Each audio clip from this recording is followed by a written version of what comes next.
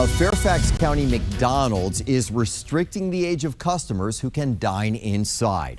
Good evening, I'm Scott Thuman. We first showed you this sign last night at 11 o'clock. It states, if you're over 21, you must ring a doorbell to be let in. This is at the McDonald's in Franconia near Thomas Edison High School. And new at 6 o'clock tonight, we spotted a team being denied entry. 7 News' Jay Korf is live there now. And Jay, the change comes after recent fights involving teenagers. Yeah, you know, management here is just sick and tired of Thomas Edison High School students coming over here, really taking over the inside of the dining room, getting into fights, trashing the bathroom, throwing their garbage all over the place. You know, so now the doors are locked, but the restaurant is still open. And it only happens with the kids. The normal community comes here, everybody interacts, they're great. The McDonald's on Franconia Road in Fairfax County kicked off new safety measures, angering teenagers and thrilling adults. I think it's a great thing. This is the first time in probably 5 years I sat down for 15 minutes in this McDonald's and enjoyed a hamburger. To get into this McDonald's, customers are greeted at all entrances, which are locked, with a sign saying they have to be over 21 to dine inside. A doorbell alerts a staff member who lets you in. As you can see, they're happy to greet some customers, while others get denied. According to a spokesperson for this franchise, student violence and disrespectful behavior erupts here at least once a week, and staff and customers are sick of it. Thomas Edison High School is just across the street. And I come here every morning. You know, I get my sausage biscuit and my hash brown. Robert Hankaski says for nearly 50 years, he's been frequenting this McDonald's. This has been slowly manifesting probably over 10 years. He says high school students routinely trash the bathrooms, start fights in the dining area, and generally provide an unpleasant experience for everyone. Boy. So we got to talk about a story out of Fairfax, Virginia, okay, about a McDonald's that has decided that they're going to effectively ban teenagers, right? They're banning young scholars from coming into the restaurant to eat inside of the restaurant due to the fact that there's been a ton of violence, chaos, fights, brawls that are happening at this McDonald's due to the fact that it is located near a high school. And we're going to talk about this high school, okay, the demographics of the high school. But it just so happens that these kids at this high school come and eat at this McDonald's, and they are agents of chaos, right? They cause so much chaos that the employees, that the management, the ownership has said, you know what, it's not worth serving these people, right? We're turning them away because, again, it's just not worth it, right? It's not worth having these people come inside and destroying our restaurant. So now we're banning them, okay? If you're under the age of 21, you cannot go inside of this McDonald's. They will turn you away. So without further ado, let's go ahead and get into this. Well, a new policy is now in place at a McDonald's in Fairfax County. Those who want to dine inside the Franconia Road location must be 21 years of age or older. This comes after multiple fights among young people broke out in the dining room area, according to management.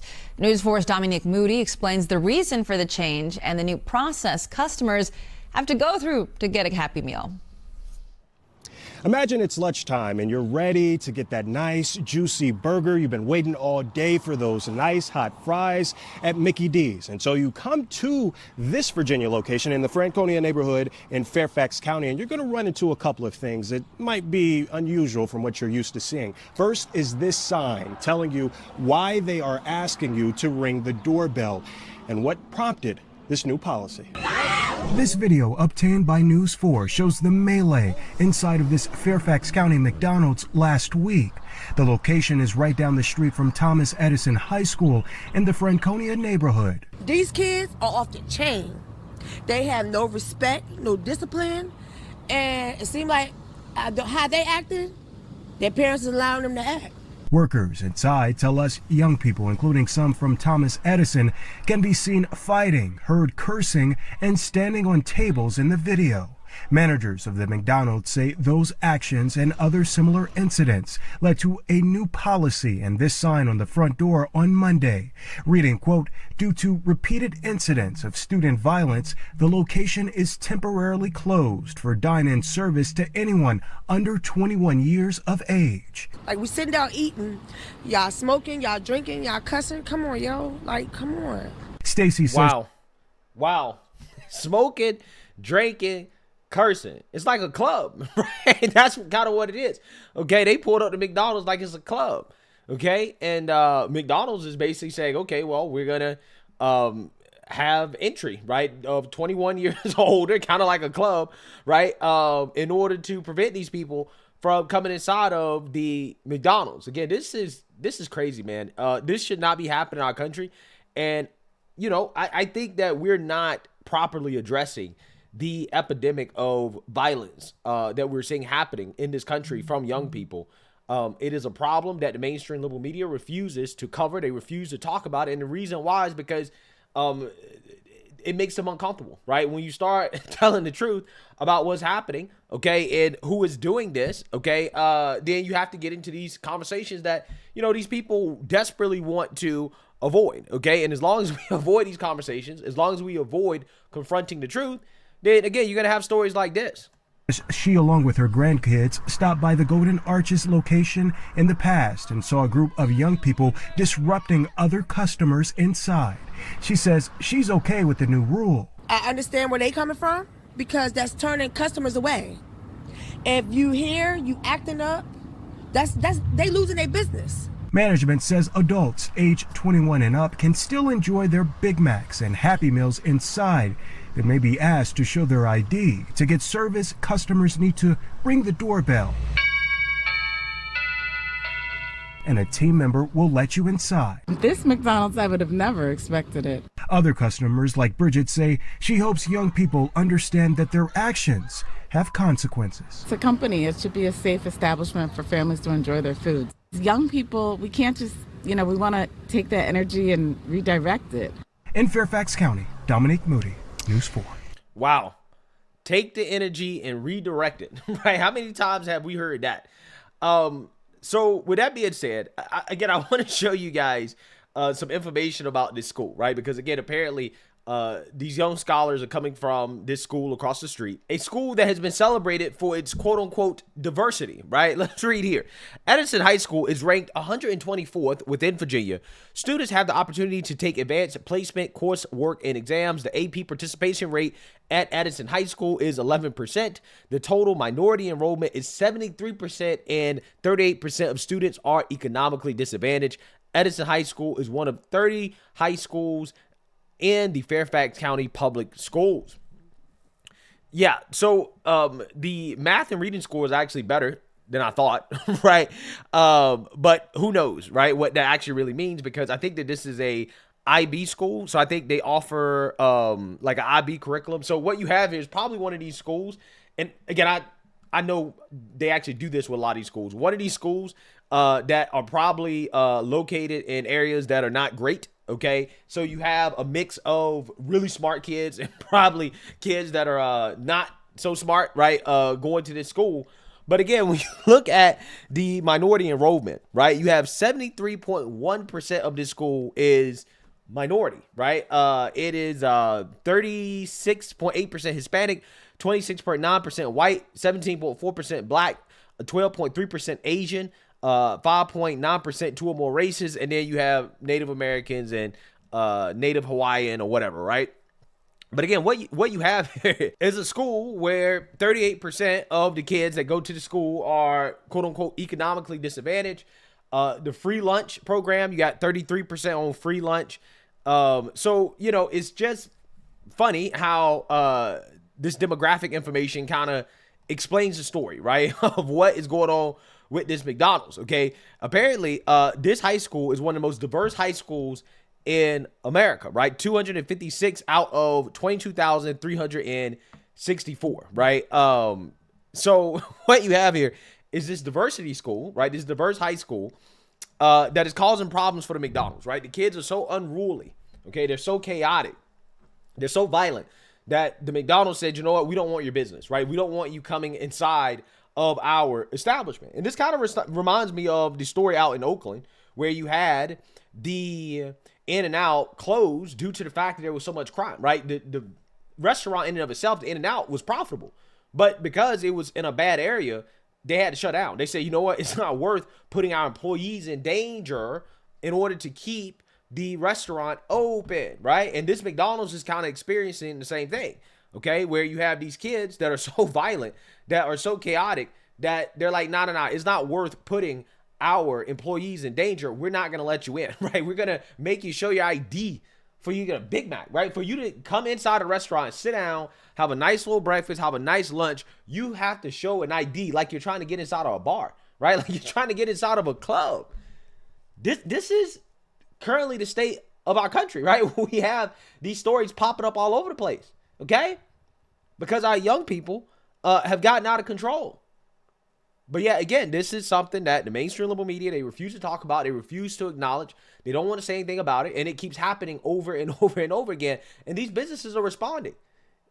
And then, you know, you have these people boohoo, whine, and crying when the McDonald's decides that, you know what, it's too dangerous. It's not worth operating here anymore. And they decide to pack up and leave. I've seen some people make comments like, oh, well, this is unnecessary. The McDonald's shouldn't do this. The owner makes more than enough money. He should just hire security, right? Hire police. And it's like, do you know how bad of a look it is for a business to have police outside of the business, right? Like a McDonald's, right? They hired a security guard at McDonald's. How bad does that look for the business, right? Do people understand that that's not a good look for your brand, right? To have security outside of the restaurant because it's that much violence that happens. It's just not a good look.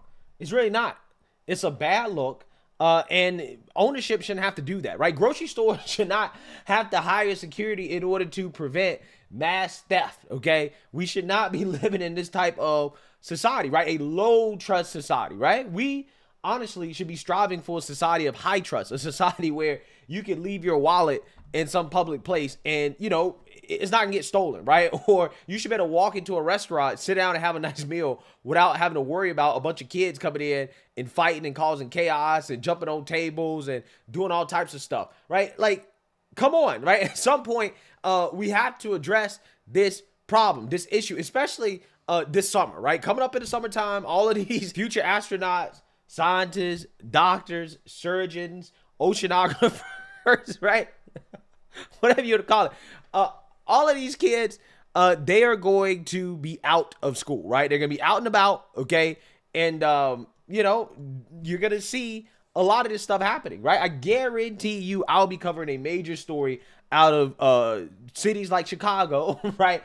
Where you have these young scholars doing crazy stuff. I've already covered these types of stories, right? Where you have reporters just flat out confronting Chicago leadership about the teenagers that are causing havoc in the downtown area of Chicago, right? And people are just telling it like it is in regards to what's happening. Summer in Chicago, sadly, is considered violent black teenager season in Chicago. The question you're about to see about violent black teenager season came after a shooting outside a movie theater right by Navy Pier. For a large group of kids fighting outside. A fight that led to a shooting.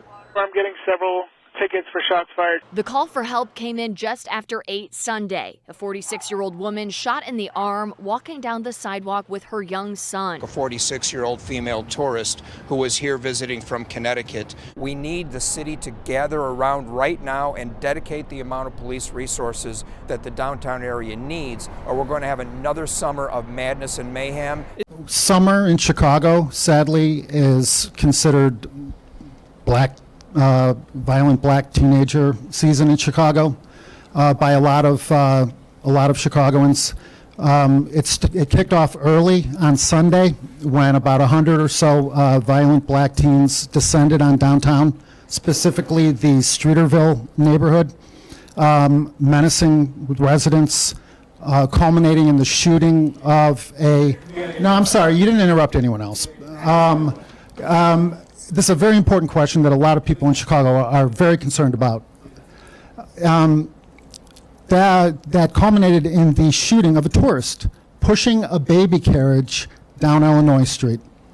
I've spoken with a number of the Streeterville residents. They say that they're not only worried about the violent black teenagers, what really concerns them is that they feel that the mayor doesn't get it. You say that you're going to have summer jobs. You're going to put another $100 million into these jobs. They didn't work last summer. And the question is simply this. At that press conference yesterday, you said that you wanted a second term, you needed these young black people in order to get reelected. Is this spending the hundreds of millions of dollars simply an attempt to buy votes? No. Yeah. So again, you have some people, some journalists, just calling it like it is. Even the news reporters are saying, yeah, in Chicago, they call it violent black teenager season. Now, to be clear, I'm not saying that all of the teenagers committing acts of violence at that McDonald's are black, right? I mean, some of them look Hispanic in the video. I'm just saying, my point is that you have this school that is celebrated for its diversity. You have these students that are going to the McDonald's down the street and causing havoc, right? In chaos, right? I'm just saying, I don't think that it's a coincidence. And ultimately, at the end of the day, parents have to be held accountable. You're going to continue to see this if we do not actually call this out for what it is, and if parents are not held accountable, right? I mean, at some point, society is going to get tired of this, right? People are going to get fed up with this, okay? This is a problem that has gotten much worse, especially during the George Floydification of this country, where essentially we've said as a society that, hey, you know, when certain groups of people commit acts of violence and stuff like that, it's not their fault, right? They're just hungry, right? They're hungry, and the white supremacy, the system has held them down. So you know what? You know, this is just how they act because of that, right? It's not their fault, right? Instead of actually, you know, calling out for what it is, holding the kids accountable, holding the parents accountable, and that's how you see stuff change. But because we don't do that, because we excuse it, it's normalized. This is why you're starting to see it, and you're gonna have these businesses. They're gonna do stuff like this. Right? They're going to make it more inconvenient for law-abiding citizens. It makes no sense for you to have to come to a restaurant with an ID, right, in order to eat a sandwich, right, and to get some fries. Okay, you should not have to show ID for that. You should not have to be concerned about some random teenager when you are on a visit to Chicago as a tourist. In downtown Chicago, you should not have to worry about this stuff, but you do. Right, you do, because people like Brandon Johnson, the mayor of Chicago, says, no, you can't demonize these kids because, again, nothing is their fault. It's all the fault of the system. And as long as that's the mentality, then, you know, you're going to continue to have stuff like this. I don't think that jobs are going to fix it. Okay, I don't think that, you know, pouring money into these communities are going to fix it. I think ultimately today, culture and holding people accountable, parents and the students accountable, will ultimately address this issue. But until we do that, again, we're going to have stories like this. So let me know what you guys think. Make sure you like, comment, and subscribe. Most importantly, share a Black conservative perspective. Peace.